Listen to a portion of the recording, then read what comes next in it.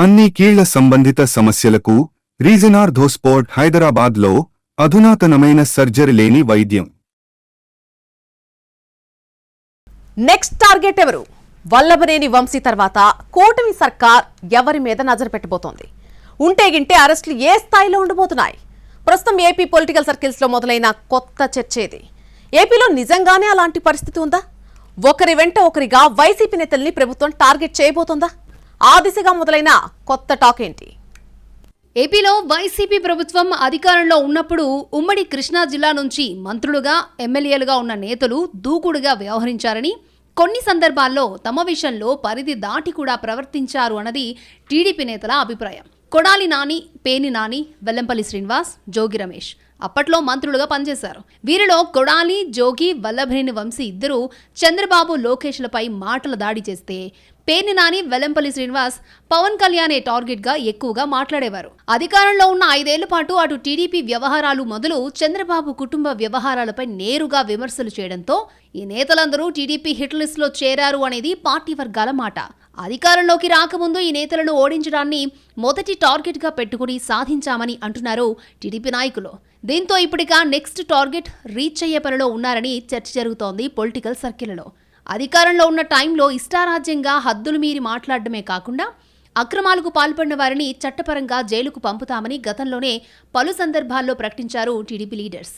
అయితే కూటమి అధికారంలోకి వచ్చి 8 నెలలవుతున్నా అప్పుడు చెప్పినవి ఏం జరగలేదని తెలుగు తమ్ముళ్లు కాస్త అసహనంగా ఉన్నారన్న చర్చ జరుగుతోంది.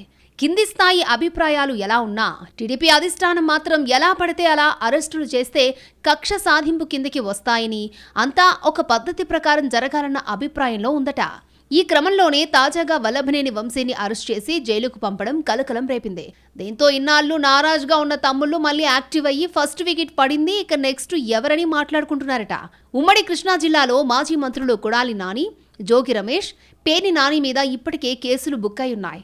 అందరికీ న్యాయస్థానాల్లో తాత్కాలిక ఊరట మాత్రమే దక్కింది. ముందస్తు బెయిల్స్ మీద ఉన్న వాళ్ళలో కూడా వంశీ అరెస్టుతో కలవరం మొదలైంది అన్న ప్రచారం జోరుగా జరుగుతోంది.